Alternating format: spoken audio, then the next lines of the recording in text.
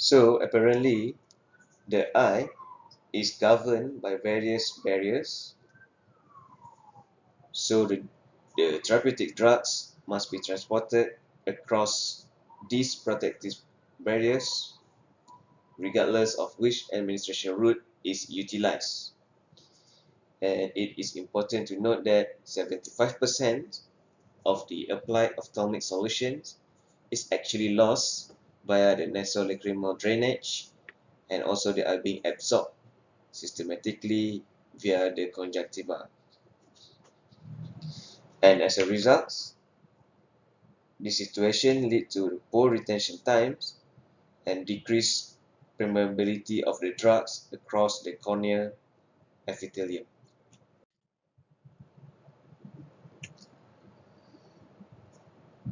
So basically, the corneal epithelium forms the primary barrier to the drug absorption.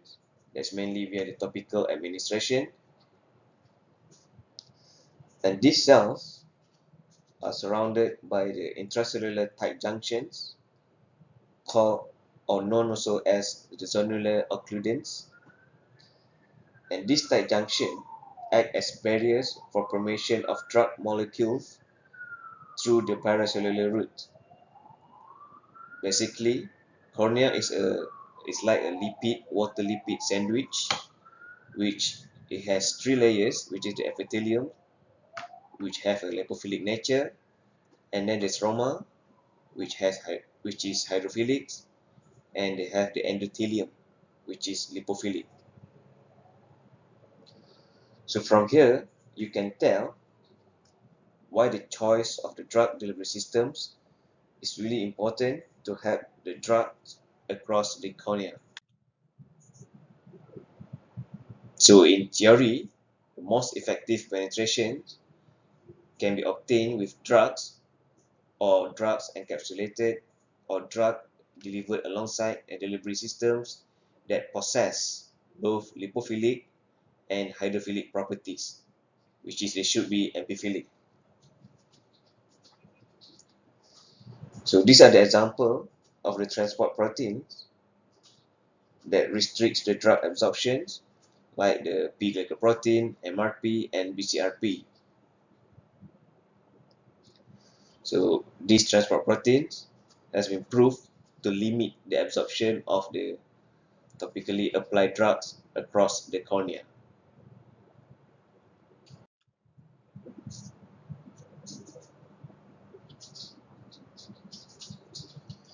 There are also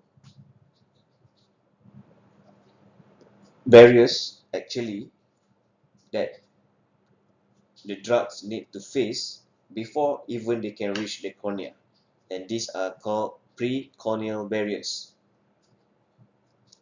A significant barriers here is the tear turnover, in which, following the topical administration, an increase in the volume of cul-de-sac occurs that lead to the reflex blinking and increased tear secretions, which resulting in rapid drug loss from the precorneal area.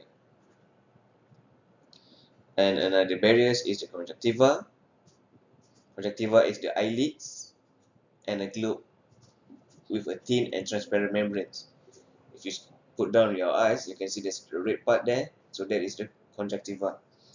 And it has a rich supply of capillaries, which means that most of the administered drugs in the conjunctiva area will be cleared to the systemic circulation.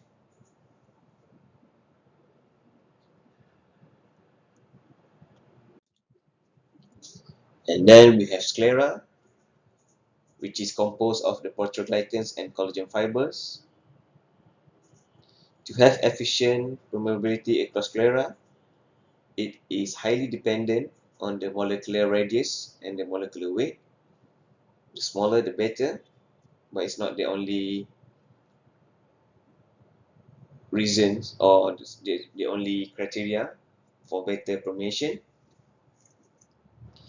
An increase in solute lipid solubility is highly correlated to the lower scleral permeability, as you can see here.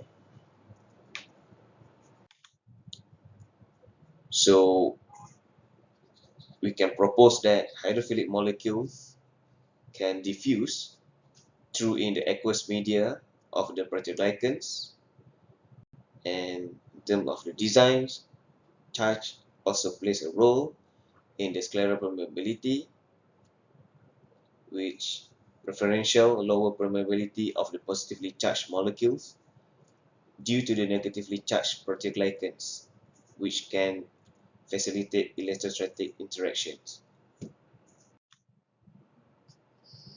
And then we also have one of the barriers is the retinal pigment endothelium, which forms the outer and inner retinal blood barrier, which eventually limits the transport of molecules from the choroidal circulation into the retina. And this is also the expression of the tight junction between the endotheliums, especially the P-glycoprotein, which is mainly present on the basolateral side of the RPE, which limit the transport of substance from blood into the eye. So, for optimal therapeutic activity, drug molecules should circumvent all these protective physiological barriers without causing permanent tissue damage. This is really important because eye is really fragile. As we know that majority of these marketed formulations are conventional dosage form with limited bioavailability due to all these precorneal clearance, just making them have less duration of actions, thus requiring frequent administrations, which highly concentrated of the drug molecule can also cause toxicity. So, major research is focusing on developing a sustained release of ocular drug delivery systems with higher precorneal retention. This type of systems can improve the ocular bioavailability of the drugs and also is expected to provide high patient compliance.